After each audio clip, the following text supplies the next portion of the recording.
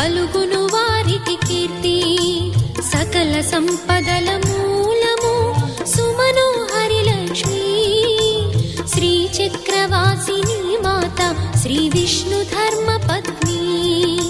తనని నమ్మిన భక్తులకు దరిద్రమును బాపు. కొలిచెడి వనితల కొంగులలో బంగారము నింపు. అష్టలక్ష్ముల రూపున అవతారం దాల్చినది. కష్టములను తొలగించగా భూమిలో వెలసినది. లక్ష్మీదేవి కథ శ్రీ లక్ష్మీదేవి కథ. లక్ష్మీదేవి కథ శ్రీ లక్ష్మీదేవి కథ.